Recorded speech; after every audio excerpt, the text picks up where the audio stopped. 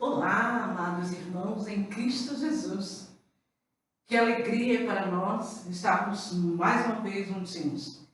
E nós queremos então clamar a presença do Espírito Santo sobre nós, para que a graça dele possa mais uma vez conduzir o nosso caminhar, o nosso agir, o nosso pensar e o nosso falar.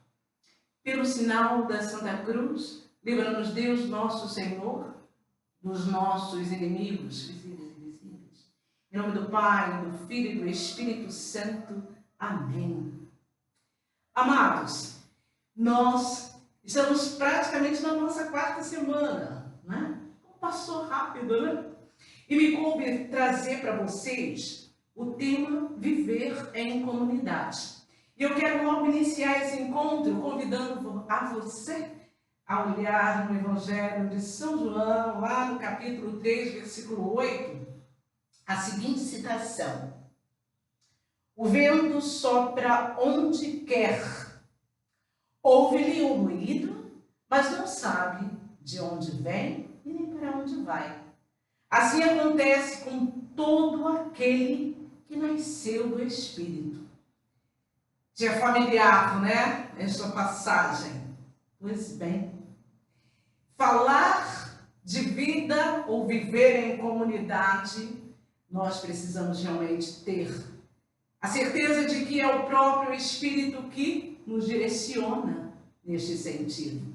Irmãos, nós somos Igreja Católica Apostólica Romana. Não dá para pensar essa estrutura fora deste grande plano que o próprio Deus nos permitiu escolher. Somos livres. O Catecismo da Igreja, interessante, logo lá no início, introdução, olha que coisa maravilhosa traz para nós. Guardar o depósito da fé é a missão que o Senhor confiou à sua igreja e que ela cumpre em todos os tempos. Não é algo estanque, não é algo só lá de tempos atrás, mas em todos os tempos. Ele continua dizendo para nós, através de um grande documento, e nós vamos já perceber. Tornar os fiéis de Cristo e a todos os homens de boa vontade. Tornar a todos os fiéis de Cristo e a todos os homens de boa vontade. Entendedores dessa grande promessa de amor. Iluminada pelo Espírito de Deus, como dizia o próprio Papa, a igreja crescerá em riquezas espirituais e recebendo a força de novas energias, olhará intrepidamente para o futuro. Esse é o nosso dever. Dedicar-nos com vontade, sem temor, aquilo que é trabalho e que ao nosso tempo exige, perseguindo assim o caminho que a igreja percorre por tantos séculos. Irmãos, existe uma riqueza imensa e que não dá para a gente traduzir nesses poucos minutos, mas é importante saber que existe uma origem para tudo isso. O viver em comunidade, e eu que vos falo, Comunidade Magnificat, não é uma invenção da Conceição, ou se fosse o Sidney falando aqui, no abraço do Pai. Mas é um sonho já traduzido, graças a Deus, e confirmado pelo Santo Padre e o Papa. Mas, irmãos, vamos ver, pensando de novo na questão dessa igreja que nós dizíamos aqui, que é una Santa Católica e Apostólica Romana. Existem 4 pontos que para nós, fundamental, fundamental. A Sagrada Escritura, os Santos Padres, a liturgia e o magistério da igreja. A hierarquia da igreja, para a gente ter assim uma noção, claro, você tem, ela é constituída, né, pelo Papa, cardeais, arcebispos, né? E aí vem ministros da Eucaristia, os padres, né? Os ministros, os diáconos, os ministros, os leigos, os religiosos, os leigos consagrados. E nós, novas comunidades, estamos exatamente envolvidos na questão de leigos consagrados. É interessante que tem um documento que também vai dizer para nós, e aí nesse livro aqui, bem interessante, você não pode deixar de ter na sua estante, fazer a leitura. A formação da consciência moral das novas comunidades. E aí eu fui dar uma olhadinha, é do Padre Wagner, da Canção Nova, né, que esteve por muitos anos cuidando da formação das novas comunidades. E aí eu fui dar uma olhada, o que é essa moral? A moral é a diferenciação entre as intenções, as decisões e as ações. Existe um sociólogo do Carmen que ele diz: a moral começa quando inicia a vida em grupo. Interessante. Então, sim, a moral é dividir a intenção, as decisões e ações, isso se dá num grupo, é sinal de que tem algo mais que me envolve a viver isto. A vida em comunidade e em sociedade não é possível sem a existência de leis morais. Não dá para vivermos num grupo sem percebermos isso é bom, isso não é, né? Existe uma lei moral gravada por Deus em nosso coração. E você pode olhar lá em Romanos, capítulo 2, no versículo 15. Isso se dá através da formação da consciência moral, que implica a abertura para o outro.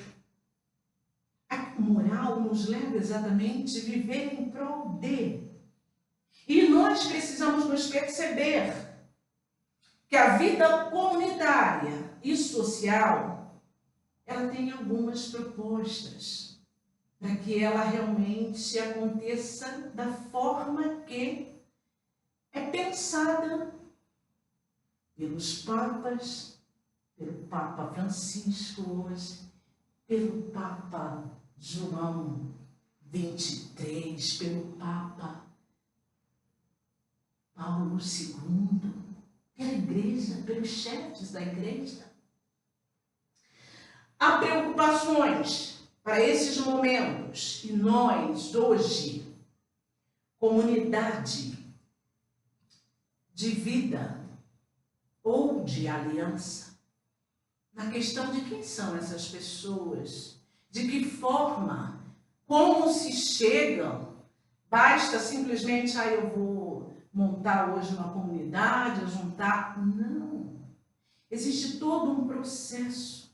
E a igreja, sabiamente, exato, muito importante, pelo próprio Papa Francisco, em 2015, ele vê os movimentos, as diversas manifestações do Espírito Santo na igreja.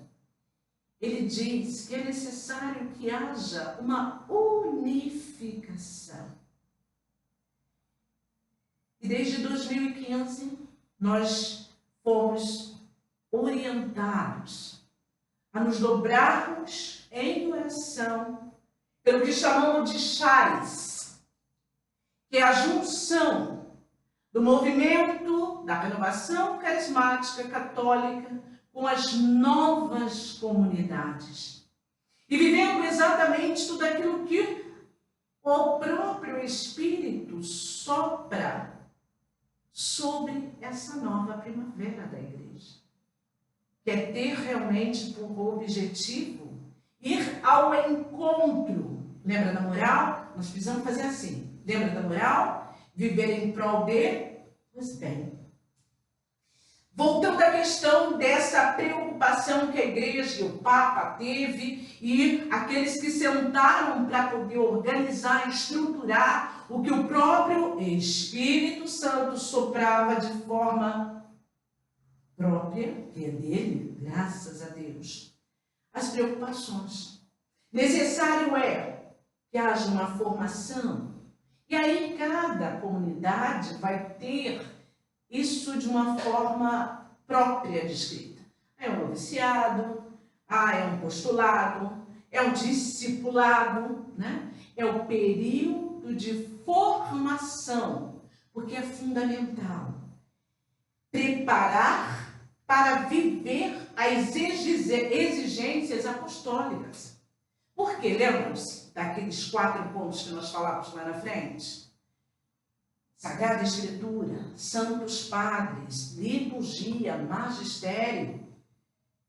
Então eu preciso estar formada para me perceber que é ali que Deus deseja o meu servir, a Santa e Madre Igreja. Requer uma consagração. Não basta, eu me reúno semanalmente e vou lá e... Não! Basta uma consagração. Basta ter uma entrega da sua vida na totalidade para aquilo que o próprio Deus confirma através dos irmãos, do fundador. Algumas comunidades, elas fazem essas confirmações, essa consagração, através do voto, né? Através do compromisso. Normalmente isso se dá anualmente. É preciso renovar essa entrega. Estamos quase chegando a nós. Nós fazemos essa nossa renovação agora em agosto, para a glória de Deus. Comunidade de vida ou aliança. São 2 modalidades, né? Aqueles que moram juntos, né? É a vida. Tem aqueles que vivem na comunidade de aliança. São pessoas que têm o mesmo objetivo, né? Ele é comum, mas vivem ainda nas suas casas, têm as suas histórias, mas tem algo maior que as envolve. A espiritualidade desenvolvida nas novas comunidades, desde a sua origem, é da renovação carismática. É viver a graça, os dons do Espírito Santo. É muito interessante nós percebermos que quando esse mesmo Espírito que sopra onde quer e como quer, ele vai concedendo aos seus a graça necessária para responder aos apelos do próprio Deus. A isso nós podemos até chamar de carisma, aquele lugar aonde está, o que vai, como vai servir. Nós, comunidade Magnificat, nós temos exatamente essa espiritualidade focada em Nossa Senhora, no silêncio de Maria, em guardar todas as coisas no seu coração e devolver através da oração, da espiritualidade, da visitação, do encontro com aquele que anseia estar com o próprio Deus. Existe um teólogo africano, Ananias Mpunji, que diz assim: Deus é a unidade da comunidade. E aí, isso é maravilhoso, né? Porque, olha, não dá para ser diferente. A unidade de uma comunidade não pode ser o fundador, não pode ser o cofundador, não pode ser um membro consagrado. A unidade da comunidade está em Deus. O homem foi criado à imagem e semelhança de Deus e por isso a nossa humanidade não é a soma ou a totalidade das nossas singularidades. Forte isso, né?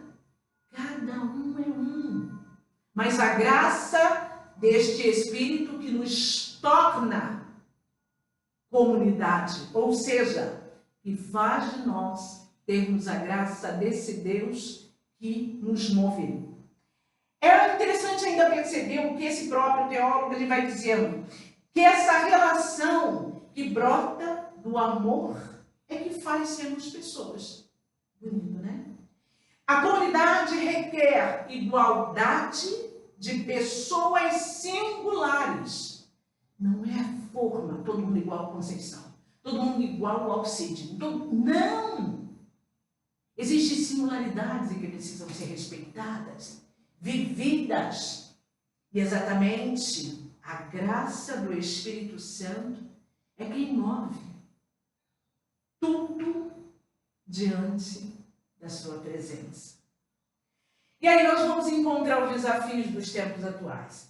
Exatamente, esse retiro, tempo de Deus, é te convidar a perceber que mesmo nos dias de hoje, a sociedade te chamando ao isolamento, independente, né, dessa pandemia, mas como que as pessoas já viviam os seus isolamentos? E aonde nós entramos e precisamos mostrar para você que não há possibilidade de vivermos sós. A comunidade perfeita é a Santíssima Trindade, Pai, Filho e Espírito Santo. Essa singularidade que envolve, né? E tem comunidades que são 300, 400, 1000 pessoas, enfim. Imagina, né? Só a graça do próprio Espírito Santo para unificar e dizer para você que é possível viver a graça de Deus em comunidade, respondendo aos grandes anseios que o teu interior grita, que não precisa você se enfurnar, né? Porque é o que nós temos visto. As pessoas se enfurnando dentro de um quarto, somente lá conectando, porque se ele não se conectar, ele é um analfabeto digital, ele está fora do... E não é isso. Nós precisamos, como diz o próprio Papa Francisco, utilizar desses meios para atingir e alcançar tantos outros com a graça do que o próprio Espírito Santo realiza em nós e através de nós. E é interessante que a antropologia ela vai dizer assim, para haver essa relação é necessário que haja o eu, porque ele vai trazer a existência do tu e que congrega no nós. Olha a comunidade perfeita mais uma vez. Então você, eu, que fomos criados à imagem e semelhança do nosso Deus, nós não podemos viver sozinhos. O Senhor nos criou para darmos certo. Lembra o meu primeiro encontro com você? Para darmos certo. E o dar certo é dar continuidade a esse grande plano de amor que o próprio Deus tem para cada um de nós. O viver em comunidade traz a oportunidade de um reconhecimento a nível pessoal, daquilo que precisa ser burilado, daquilo que precisa ser trabalhado. A humildade, nós ouvimos ao longo dos nossos encontros, pistas de como e que devemos pedir ao Senhor para bem vivermos esses novos tempos, esse tempo novo. E a humildade deve ser para cada um de nós, sobretudo nós, comunidades, a humildade. Para que nós possamos, à luz do Espírito Santo, escutar o que é correção fraterna. E às vezes, a nossa humanidade, que ainda vive algumas questões que passam apenas pela flor da pele, e precisamos clamar a graça do Espírito Santo, nos dá a felicidade de vermos que, em comunidade, com a singularidade existente, nós somos capazes de atingir aquilo que o próprio Deus quer de cada um de nós, a santidade. É um processo, irmãos, mas essa chamada à santidade, numa vida em comunidade, é real. Vamos ver os santos, vamos ver os graça de Deus, nosso Senhor. E, amados, para a base de tudo isso, é importante você depois consultar Atos dos Apóstolos, no capítulo 1, nos versículos 12 a 14. Todos perseveravam unanimemente na oração. A oração é a mola mestra. Então não basta estar agrupado. Preciso que a graça de Deus, desse Espírito Santo, que faz essa costura, seja o elo. Então a oração é fundamental. Viver em comunidade. Atos dos Apóstolos 2:1. Pentecostes, né? Todos estavam reunidos no mesmo lugar. Tinham medo. Estavam juntos. Jesus já tinha subido aos céus. Mas disse que mandaria o Espírito Santo. Então nós não precisamos ter medo. Porque o Espírito Santo, ele vive em nós, ele vivifica as nossas vidas e nos impulsiona a vivermos a graça que em Pentecostes foi derramada sobre a igreja, sobre cada um de nós. Precisamos perceber ainda em Atos dos Apóstolos, é lindo Atos dos Apóstolos, capítulo 2, 42. As virtudes que nós ouvimos nossa irmã Thelminha falar, né? Perseveravam na doutrina das reuniões. Lembram de novo nos 4 pilares? Não é invenção, não pode ser invenção da Conceição que nos reunir quarta-feira ou nos reunir sábado. É invenção. O Espírito Santo sobra onde quer, como quer, para o bem comum e para nós nos projetarmos. E é interessante, nós percebemos uma coisinha. A Santa Madre Igreja nos proporciona estudarmos. Então, irmãos, nós temos uma riqueza de sermos homens e mulheres consagrados a serviço do reino. E eu quero, assim, encerrar esse momento falando um pouquinho que em 1979 eu fui convidada a experimentar a graça desse Deus. Em 1995, eu fui convidada a estar numa comunidade. Já vivíamos uma vida de comunidade, mas não sabíamos o que era isso. O próprio Espírito Santo, ele te impulsiona a viver a graça. Mas necessário é que você olhe para o Pai. Olhe para a graça dessa trindade que é santa e una. E diga, como Nossa Senhora, eis-me aqui, Senhor. Eis-me aqui. E eu quero exatamente dizer a você que participou ao longo desses retiros, né, desses encontros maravilhosos, que este é o tempo novo, é o tempo de Deus. Deus tem pressa e te chama a dar passos concretos na sua presença. Não tenhas medo. E te convido, irmão, curta, compartilhe, faça o seu comentário, peça a oração, talvez para você ou para outros, talvez para a sua comunidade, né? Nós, nesse retiro, na ousadia que o próprio Espírito nos concede, temos esse desejo de estarmos unidos e abertos e dizer para você, a comunidade perfeita está na Trindade Santa. Nós estamos em busca desta santidade. Que Deus nosso Senhor possa guardar e abençoar cada um daqueles os quais, ao longo deste dia, teve a oportunidade de partilhar a vida em comunidade, que possa ser saciado pela presença dessa trindade que é una e santa, a fim de que a tua e as nossas vidas seja verdadeiramente um presente de Deus para o outro. E por isso nós estivemos e sempre estaremos reunidos em nome do Pai, do Filho e do Espírito Santo. Amém.